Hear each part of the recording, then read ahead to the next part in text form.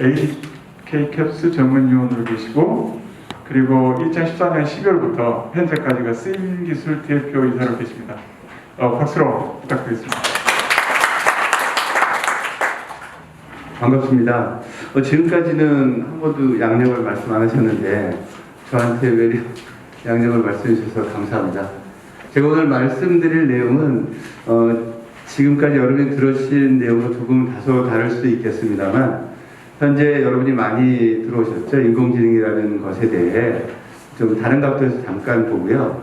그거랑 또 관련이 되는 로봇이라는 부분, 그 로봇이 지금 현재 실생활에 생각보다 많이 들어오고 있고, 제가 맡고 있는 쓰임 기술이라는 우리 회사에서 올해부터 로봇 비즈니스를 시작하고 있습니다. 그래서 한 반 정도는 인공지능에 대해서 여러분하고 같이 생각해보는 시간이 되겠고요. 그 다음 반은 지금 어떤 로봇을 우리가 사용할 수 있는지에 대해서 설명드리는 시간이 되겠습니다.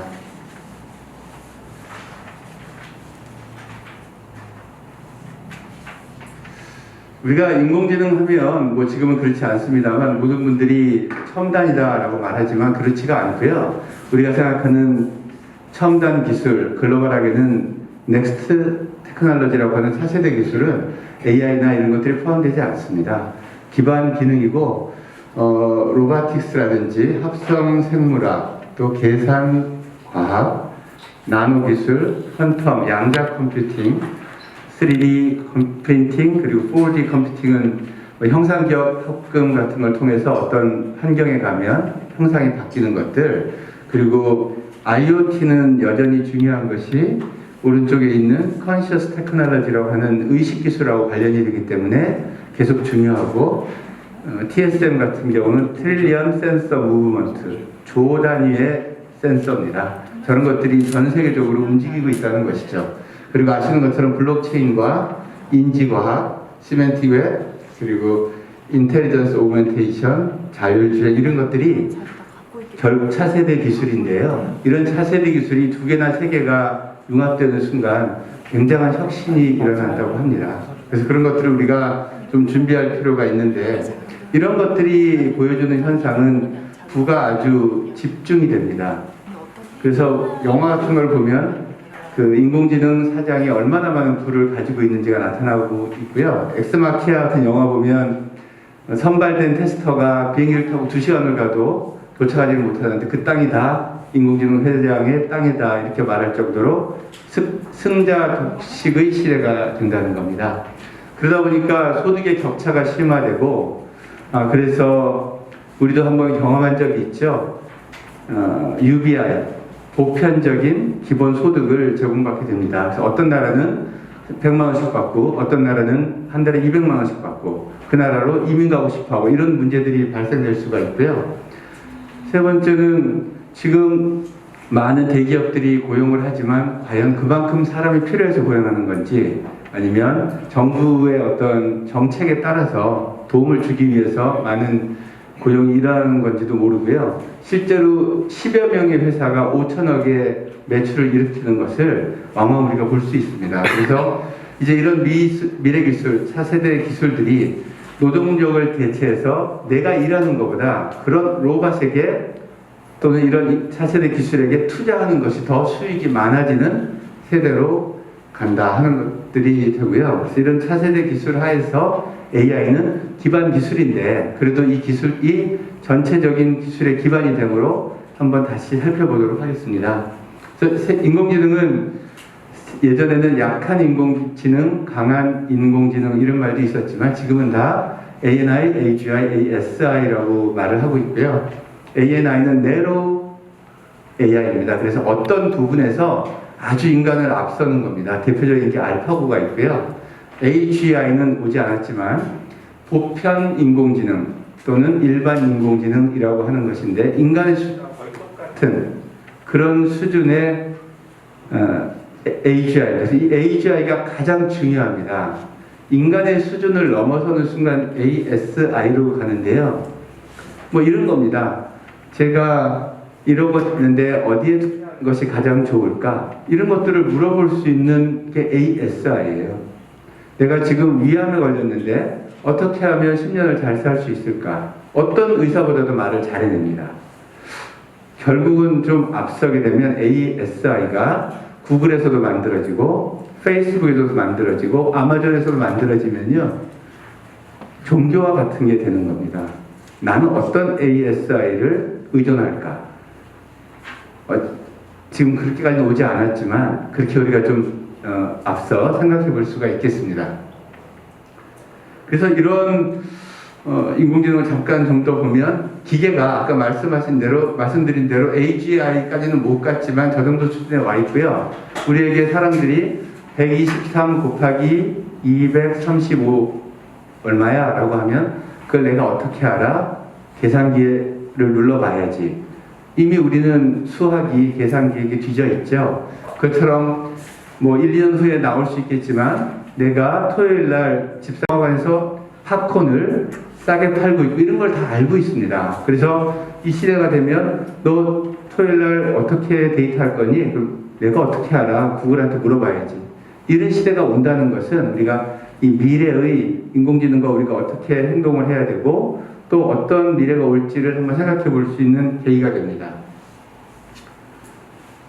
ANI의 대표적인 게 알파고고 다 알고 있는 것이죠. 그래서 이세돌이라는 사람이 한 번 이겼고요. 알파고는 뭐 여러 가지 말이 있습니다만 69번 싸워서 한 번 지고 다 이겼습니다. 그래서 알파고가 근데 재미있는 것은 여기 보시면 알파고 제로라고 밑에 있죠. 알파고 제로는 기존의 알파고랑 다릅니다. 기존의 알파고는 바둑이 수천 년 있었던 것인데 수십만 기보를 공부한 반면에 맨 밑에 있는 제로는 방에다가 바둑판 하나만 넣어준 것입니다. 그래서 바둑에서 지면 회초리를 맞고 그 바둑에서 이기면 칭찬을 받는 강화 학습을 4초당 한 번씩 대국을 만들어 가지고요 72시간 만에 나왔는데 기존에 있던 알파고를 100대 0으로 이겨버렸어요. 그래서 굉장히 놀라운 결과를 보여줬고 이제 더 이상 하지 않기 위해서 스스로 둘이 알파고 제로끼리 바둑을 두고 나서 50개의 기보를 남겼습니다. 바둑 치는 분이 아시겠지만 1, 2, 3 저런 수순을 보면 기존에 우리가 바둑에 있는 정석과 좀 다른 그런 것을 볼 수가 있습니다. 마지막으로 그래서 우리나라에서도 한돌이라고 하는 알파고 같은 게 있었고요. 잘 모르시는 분이 있더라고요. 그래서 이세돌이 처음에 2점 깔고 떴습니다. 그래서 이기고 이겼으니까 맞떴는데 또 졌고요. 다시 2점 깔고 또 졌어요. 그래서 2승 2패 1승으로 마무리되었습니다. 이런 그 인공지능 상황에서 샘 해리스라고 하는 사람이 있는데요. 작가고 좀 IT도 좀 했지만 철학가고 하는 사람입니다. 저 사람이 좀 전에 말한 테드인데 이렇게 인공지능이 바뀌니까 과연 인공지능을 개발할 때 통제력을 잃지 않으면서 개발할 수 있을까를 고민했습니다. 그래서 이 사람이 고민한 것들의 과정을 보면 지능이라는 것은 정보 처리를 하면서 만들어진다. 알파고도 그랬잖아요. 정보 처리를 하면서 만들어진다라는 과정과 두 번째, 인간은 인공지능 기계를 계속 만들려고 한다. 거기에 대한 명분은 건강에 있습니다. 암이나 병을 치료하기 위해서 이런 인공지능을 개발하는 게 필요합니다. 세 번째는 인간은 아직 최고 수준의 과학 수준에 도달해 있지는 않을 것이다 라는 세 개의 가정을 가졌습니다. 그래서 만약 기계가 AGI, 인간 수준에 도달한다면 어떻게 될 것인가를 생각해 보았는데요. 물론 여기에는 여러 가지 잘못된 게 있을 수도 있어요. 하지만 생각해 볼 필요가 있는 게 인간에 있는 생화학적인 흐름보다 전자흐름가 100만 배가 빨리 돈대요. 그래서 기계가 인간 수준에 도달한 후에 일주일이 지나면 일주일 곱하기 100만을 한 만큼이 빨라져요. 인간보다. 수학적인 능력이나 과학적인 능력이. 이 사람 말은. 그걸 52주로 나누면요. 2만 년이 걸립니다. 그래서 한번 AGI에 도달하게 되면 일주일 만에 인간의 지능을 2만 년을 앞서가게 되버려요. 예전에 아인슈타인이 상대성 이론을 발표했을 때 한 3명 정도가 이해했다고 합니다. 다른 분들은 고개를 끄덕였는데 이렇게 되면 인공지능의 어떤 수학적인 발전을 인간이 따라갈 수 없이 그냥 고개만 끄덕거리지 않겠느냐라고 완전한 기술자는 아닌 작가이면서 철학가인 샘 해리스가 말했는데요. 저런 것은 우리가 향후에 리스크를 볼 때 만만치가 않다라고 생각해서 우리가 인공지능 코드도 좀 잘 만들어야겠다 생각을 해볼 필요가 있죠. 지금 여러분 인공지능에 많이 쓰는 게 텐서플로우라고 하는 라이브러리가 있습니다. 구글에서 만들었어요. 또 토치라는 게 있어요. 파이토치. 페이스북에서 만들었습니다. 그들이 여러 가지 라이브러리를 발표하고 연구 논문을 발표하지만 여러분이 사장인데 갑자기 너무나 획기적인 알고리즘이 나왔어요. 발표하고 싶을까요? 그 중에 누가 1등이 되어버리면 승자 독식을 하기 때문에 그런 리스크도 상당히 있어서 우리가 AI 개발을 모든 사람이 같이 해야 되겠다라는 요구가 생기게 됐습니다. 그래서 여기 있는 사람은 벤 괴르첼이라는 사람이에요. 여러분 톨리메스라는 책 다 보셨죠? 직업이 하나인 사람이 별로 없어요. 좀 위대한 분들은 직업이 다 여러 개가 있어요. 이 사람들 중에 여러 개의 직업을 가진 사람인데 이 사람은 singularity.net이라고 하는 것을 운영하는 사람인데 이 사람이 AGI의 아버지예요. Father of AGI. AGI는 General Artificial Intelligence. 인간 수준의 AI거든요. 그 수준이 굉장히 중요해서 이 사람이 그런 이름도 AGI의 아버지라는 이름도 갖고 있고 singularity.net이라는 것을 만들어서 AI의 분산 생태계를 유도하고 있습니다. 또 재밌는 것은 이 사람이 토큰도 만들었어요. 싱귤레리티 토큰이 있습니다. 그래서 보시면 여기 사이트에 들어오시면 AI 마켓이라는 게 있고요. 저 마켓에 가면 여러 가지 소프트웨어들이 올라와 있어요. 저거를 사용하시려면 여러분이 싱귤라리티 토큰을 내야 됩니다. 처음에 몇 개는 무료지만 그 다음에는 저 토큰을 써야만 여러분이 저 알고리즘을 사용해서 쓸 수 있고 저런 것들을 가지고 내가 또 다른 AI를 만드실 수도 있습니다. 지금 가면 있는데요. 그중에 여기 텍스트 서머리라는 걸 제가 한번 해봤어요. 별 3개인데 100번인가는 무료예요. 텍스트 서머리에서 그 서머리에다가 제가 워싱턴 포스트 한 2, 3주 전에 있었던 유럽의 백신이 이제 미국만큼이나 많이 맞고 있다 이런 기사가 있고요. 내용이 생각보다 짧지 않아요. 여기 보시면 스크롤이 이렇게 많이 되잖아요. 이렇게 많이 된 거를 넣고 밑에 인보크를 했더니 얘가 이렇게 요약해 줍니다.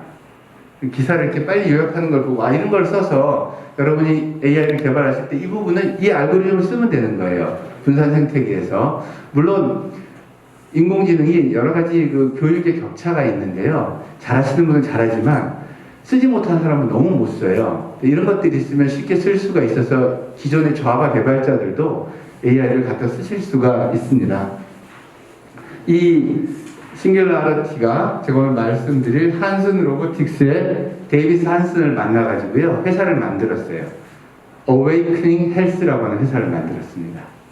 그래서 AI 지능과 그 로봇을 넣어가지고요. 이제 진짜 실제적인 로봇을 만들려고 하고 Awakening Health는 곧 상장 예정입니다. 그건 제가 뒤에서 좀 말씀드릴 텐데 그래서 이렇게 인공지능 이야기가 진행이 되고 있는데 그러면 또 한 가지 인공지능과 유사하게 인간도 스스로 증강하고 싶어 합니다. Augmented Human. 휴먼이 증강하기 위해서 가장 좋은 방법은 갈아치우는 거예요. 심장도 바꾸고 팔을 아주 무거운 걸 들게 하는 사이보그입니다. 안경도 사이보그거든요. 근데 사이보그를 말고 뇌를 증강시킬 수가 없을까 하는 것들이 많이 나왔어요. 여기 이 여자가 레지나 두간인가 하는 여자인데요. 보통 여자분은 아닌 것 같아요. 저분도 정부 관료이면서 뭐 여러 가지가 있습니다. 직업이. 저 여자분이 다파, 그러니까 미국 고등국방과학연구원에 있다가요. 거기서 굉장히 특이한 걸 하다가 구글에 부사장 하다가 페이스북에서 한 게 빌딩 블락 8이라는 걸 했습니다. 저건 뭐냐면요. 60명이 같이 개발했다고 합니다. 뇌사로 휴대폰 메시지를 1분에 100타 치는 겁니다. 그 뇌 핸드폰 인터페이스를 개발했어요. 실패한 것 같아요. 저 여자가 거의 성공을 많이 했거든요. 근데 이 여자 말이 자기는 항상 실패하는 프로젝트를 좋아한다고 했는데 실패하고 페이스북을 떠난 건 그 이유는 아닌데 떠나서 지금 다른 데 CEO를 하고 있고요. 그 다음에 저기 왼쪽에 보면 저 인간을 증강시키는 분은 그 일론 머스크입니다. 뉴럴 링크라고 하는 이 말을 아주 잘하고 지금은 블록체인에 대해서 이야기를 많이 하고 있어서 뉴스에 올라오고 있는데요. 저기 머리에 예전에는 이렇게 머리에다가 전극 4개를 달았는데요. 지금 이렇게 동전을 끼는 걸로 바뀌었어요. 2019년, 2020년 버전인데 이 머리 정수리를 구멍을 뚫어요. 그래서 딱 50원짜리 동전이 그 있지 않습니까? 두께가 한 8mm쯤 되는 걸로 그 뚫어진 두개골을 딱 막습니다. 근데 그 안에는 실이 32개가 있어요. 32개를 뇌의 대뇌피질, 제일 왼 안에다가 이식을 하는데요. 딱 찍는 사진을 보니까 혈관이 다 보여요. 혈관 없는 쪽에다가 점을 이렇게 32개 찍으면 기계가 쫙 내려오면서 머리카락의 20분의 1의 얇은 전극이 머리에 이식됩니다. 끝이에요. 딱 나오면 끝나고 여기서 피부를 살짝 덮어서 머리카락이 나오게 하고 잘 때 충전한다고 합니다. 사실 일론 머스크는 거짓말을 많이 합니다. 늦어요. 빨리 말을 하는데 테슬라를 보면 결국 성공했잖아요. 그래서 그의 말도 이해가 되는데 그 이해를 하는 재밌는 것이 여기 이 2가지 실험이 있습니다. 하나는 2020년에 한 돼지 실험이고 2020년에 저 원숭이 실험을 발표를 못했어요. 그랬다가 21년 4월에 발표를 했는데 돼지는 뭐냐면요. 간단합니다. 돼지 머리에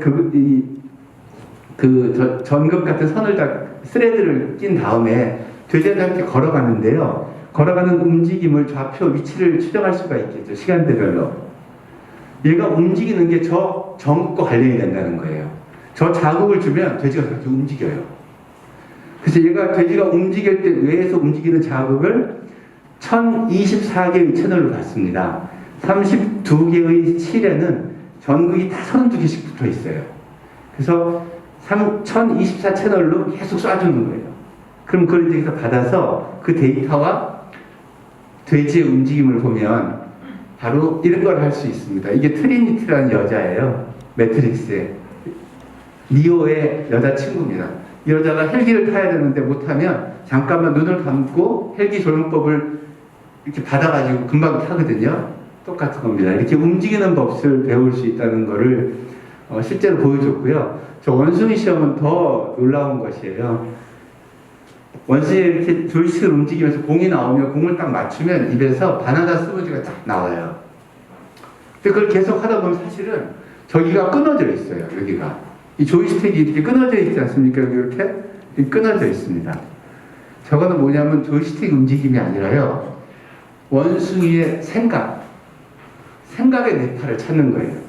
그래서 처음에는 육체를 가지고 움직임의 뇌파를 찾고 신체에 대한 거. 두 번째는 생각에 대한 뇌파를 찾아서 인터페이스를 만드는 것을 하고 있고요. 이걸 하는 명목은 사지마비자 또는 하반신 마비자가 너무나 원하고 있습니다. 일론 머스크에 이메일 막 계속 보내요. 네가 하면 무조건 내가 1번으로 할 것이다. 막 이렇게 하기 때문에 그런 명분에 하지만 실제 명분은 그건 아닐 것 같고요. 뇌와 기계와 인터페이스를 통한 비즈니스가 아닐까 이렇게 생각이 됩니다.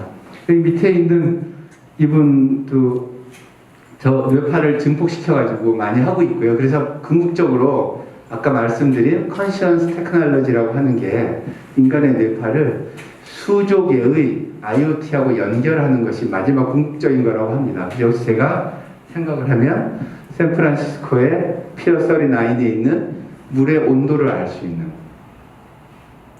너무 궁극적이지만 그런 것도 가능하다라는 것입니다. 그래서 여기까지 제가 이제 그 AI에 어떻게 생각해 볼 수 있는 부분을 말씀드렸고요. 이건 이제 이 2개가 인간이 증강되는 것과 로봇, 인공지능이 이제 대처되고 그런 것들이 충돌되는 시점을 싱귤라리티라고 레이 커즈와일이 말하고 있다. 그래서 여기 보시면 이분은 자기가 언제든지 1번으로 이 헤드 트랜스플랜트 머리 이식을 자기가 제일 먼저 하고 싶다. 이제 사지 마비자거든요. 그런 것들을 말하고 있습니다. 제가 오늘 말씀드린 로봇은 오른쪽에 있고요. 다음 로봇 말씀드리겠습니다. 로봇을 하려면 제가 위키를 봤어요. 그래서 로봇이라는 것은 인간과 유사한 모습을 가진 기계이거나 또는 한 개의 컴퓨터 프로그램을 동작할 수 있고 일련의 작업을 수행하는 기계적 장치를 말한다. 노동을 의미하는 것이 로보바라는 것도 있었다라는 거. 이 아시모, 이게 첫 세계 최초의 이족 로봇입니다. 걷는 로봇이에요. 엄청난 돈을 투자했다고 합니다. 일본에서. 다음에 휴머노이드는요, 그 중에서 인간의 형태를 갖춘 로봇을 말합니다. 오른쪽이 그 오준호 박사님 만든 휴버라는 로봇이고요. 2015년에 누구는 운 좋게 1등 했다고 하지만 어쨌든 1등 했어요. 다르파에서 한 재해 대응용 로봇으로 1등 했습니다. 이 휴머노이드보다 좀 더 인간적이고 모습과 행동이 인간적인 것을 안드로이드라고 하는데요. 제가 오늘 안드로이드에 대해서 설명을 드릴 겁니다.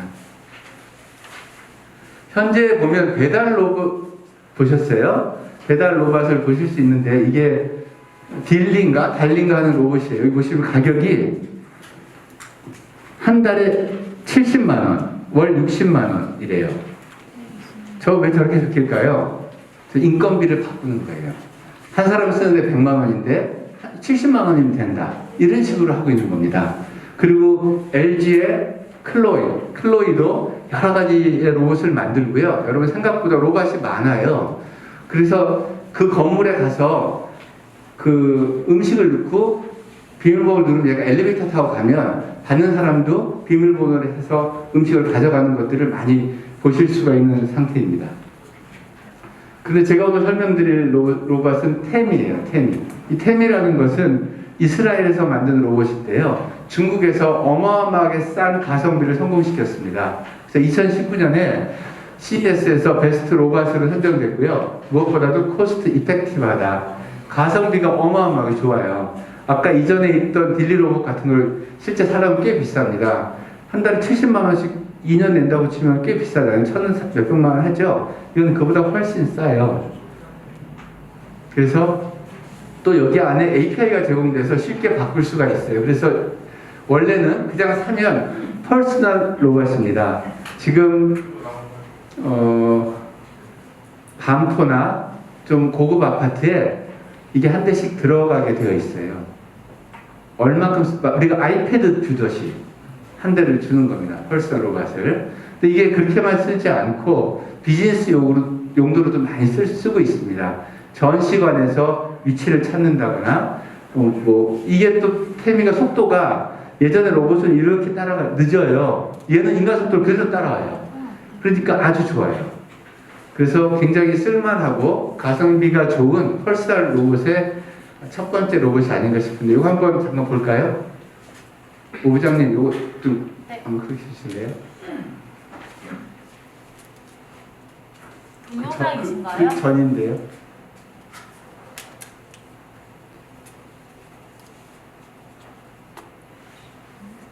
이것은 잠시만요. PPT인데. 네, 잠시만요. 예. 그래서 저 보면 저 로봇이 그 한 여자분이 상하이에 출장을 가서 아침에 아들도 깨우고 남편도 출근하는 걸 보다가 영국과 미팅을 하고 출근하는 걸 보고 자는 것입니다. 그래서 제가 볼 때는 극단적으로 만들었지만 제가 직접 써보고 있어요. 근데 할 수 있어요. 그 가격에 너무 잘 되고요. 라이다가 달려 있어요. 그래서 아주 충돌 안 하고 잘 갑니다.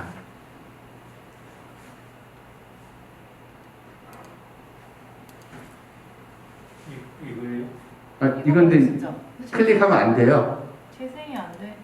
재생이 안 되구나. 네. 그렇구나. 예, 아주 재밌는 건 아쉽네요. 그 다음 장 볼게요. 우리가 알파고에서요, 이런 말을 많이 했습니다. 야, 바둑 잘 두네. 그런데 바둑을, 우리 바둑 두시는 분들 아시면 바둑을 어떻게 두나요? 이렇게 멋있게 딱 두시죠? 이건 어림도 없다. 이렇게 가서 이렇게 두고 있다. 실제로 몇 년 전에 아마존에서 했던 로봇 경진대회가요, 빨래 계기라든지, 얘 장애물을 갈 때 이 장애물을 들고 옮긴 다음에 장애물을 가져오는 정도였습니다. 이것도 쉽지는 않겠죠. 위치를 파악해야 되고, 이 센서가 이걸 너무 세게 잡으면 부서져 버려요. 그리고 또 너무 작게 잡으면 빠져버리고. 그래서 여러 가지로 이제 문제가 있었죠. 그 다음 장 보시면, 이 시간 하실 때 보시면 아시겠지만, 현대가 산 보스턴 로보틱스. 이 로봇이 어마어마한 일을 보여줬어요. 다 놀래서 일부 로봇 하는 사람들은 포기해버렸어요. 춤을 너무 잘 춰요. 부드럽게 인간처럼. 그리고 2대가 와서 춤을 3대가 같이 추는데요. 그걸 보시면 충분히 인간이 바둑두는 이걸 할 수 있다는 걸 알게 돼요. 관절을 너무 잘 쓰고 있습니다. 너무 획기적으로 변화되어 버렸어요. 이 순간 이렇게 가끔 깜짝 놀라는 기술이 올라오잖아요. 그래서 로봇은 이 다이나믹 로봇이 굉장히 빨리 앞서왔다라는 게 있고요. 그런데 여러분 아시모프라고 하는 사람이 로봇 I에서 로봇을 말할 때 로봇의 3원칙이 있습니다. 1번은 로봇은 사람을 공격하거나 죽이지 말 것. 2번은 로봇은 1원칙에 위배하지 않는 한 인간의 명령을 들을 것. 3번째는 2원칙에 위배하지 않는 한 로봇 스스로를 지킬 것입니다. 여러분 이걸 프로그램하기 쉬울까요? 무척 어려워요. 그래서 러빙 AI라는 프로젝트를 가지고요. 과연 로봇이 인간에게 어떻게 하면 전폭적으로 사랑할 수 있을까? 로봇이 인간에게 공격하지 않고 어떻게 하면 로봇이 인간을 사랑할 수 있을까를 연구하는 프로젝트입니다. 이 프로젝트에 출연하는 오른쪽 아이가 제가 오늘 말씀드릴 소피아라는 안드로이드예요. 이렇게 하고 있고요. 지금 소피아를 설명드리면 소피아는 한슨 로보틱스의 자랑인 가장 진보된 휴머노이드 로봇인데 안드로이드 로봇이라는 말이 더 맞고요. 과학과 공학뿐만 아니라 예술이 융합된 걸 굉장히 중요합니다. 예술이 혁신을 이룬 제작품이고 공상과학의 캐릭터이면서 첨단 로봇 공학이나 AI 연구를 위한 로봇이 아니라 플랫폼입니다. 그래서 저걸 통해서 인류를 위해서 공헌하기 위해서 한슨 로보틱스는 소피아를 만들고 개발하고 있는 것입니다. 이거는 여기 지미 펠럿이라는 사람의 투나잇 쇼인데 여기 로봇이 나오는 소피아가 나와서 소피아 동생인 리틀 소피아를 소개하고요. 소피아가 38가지 있어요. 그 다음에 둘이 I'm giving up on you라고 하는 이렇게 달달한 노래를 듀엣으로 불러요. 저희 남자애가 노래도 좀 잘하거든요.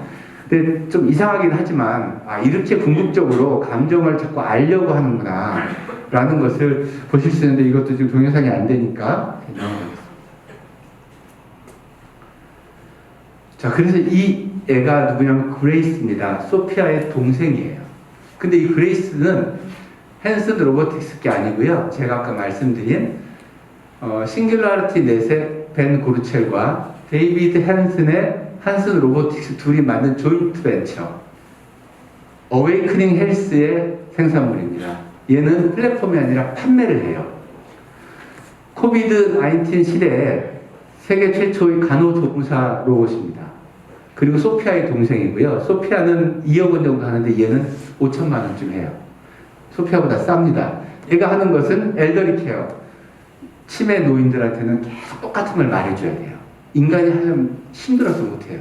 계속 몇 시에 한 번씩 말해줘요. 당신이 뭐야? 주소가 뭐야? 메디테이션 합니다. 메디테이션을 직접 해보고 놀랐다고 합니다. 로봇이 하는 이 메디테이션이 인간이 하는 것보다 훨씬 낫대요. 그럴 수도 있나 봐요. 세 번째 이게 오티즘, 자폐아입니다. 자폐아에 대해서 하려면 또 인간이 참 힘들어요. 반복을 여러 번 해야 되니까. 이런 부분에 도 쓰고 하지만 원래 이 그레이스는 간호조무입니다. 간호조무사 4명의 분을 하는 게 목표랍니다. 간호조무사가 병원에 들어가면 소독을 막 해야 되죠. 그래 막 옷을 입으니까 답답하지 않습니까? 얘는 그런 게 없어요. 그냥 막 뿌리면 돼요. 그래서 간호조무사 4명까지 하게 돼서 인건비를 아낄 수 있다. 그래서 이제 말하는 것은 이제 2022년부터 대규모로 공급이 될 때 많은 로봇이 들어가게 되면 의료 분야에 극적인 변화를 가져오지 않을까 기대하고 있다고 하고요.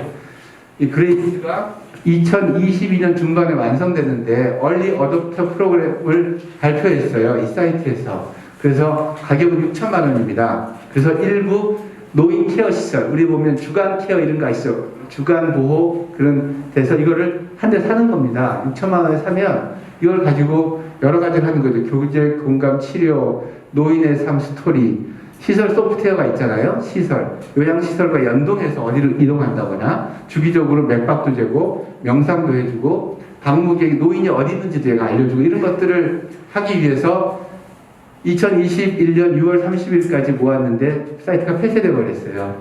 500대가 순간적으로 다 팔려버려가지고요. 이제는 들어가지 못합니다.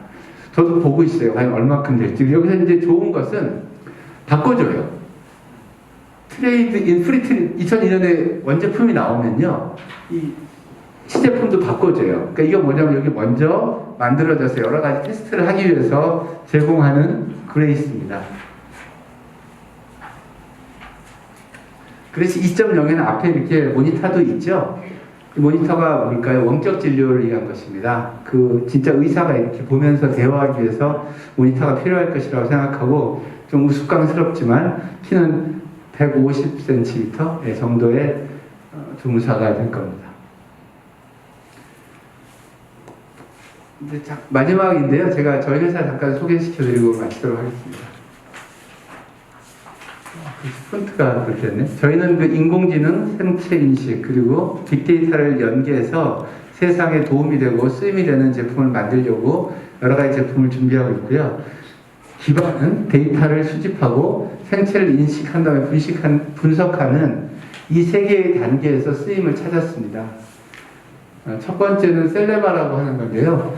연예인의 모습과 동일한 지능형 인형입니다. 그래서 연예인의 목소리로 정확한 연예인의 정교한 인형을 통해서 사람들과 교감하고 또 여러 가지 진화하는 작은 로봇이에요. 두 번째는 피스키퍼라고 하는 건데요.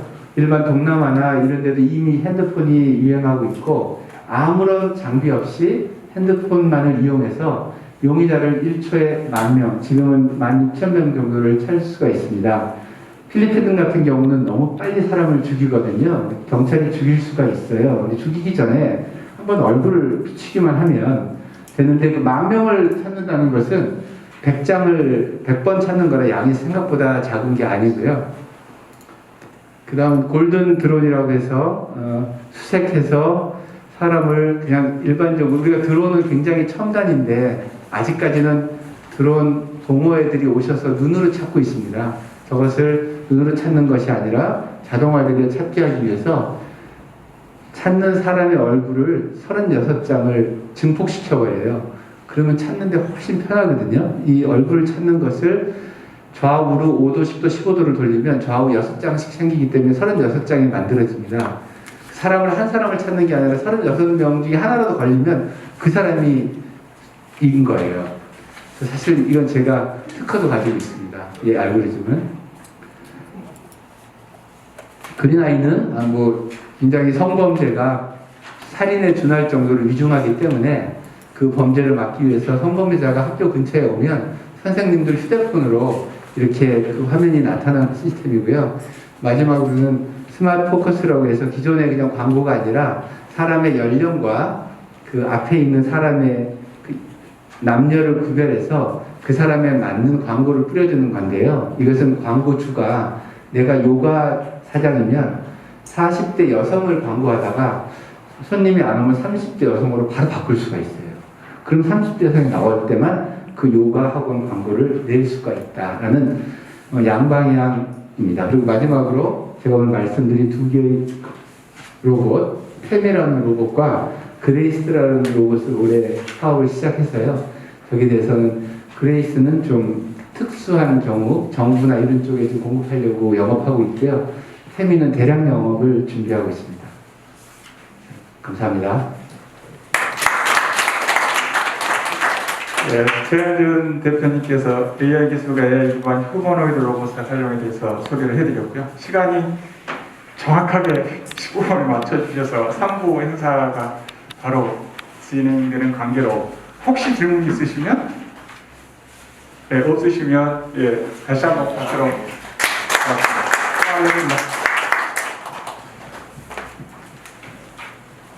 한 5분 쉬었다 하시죠.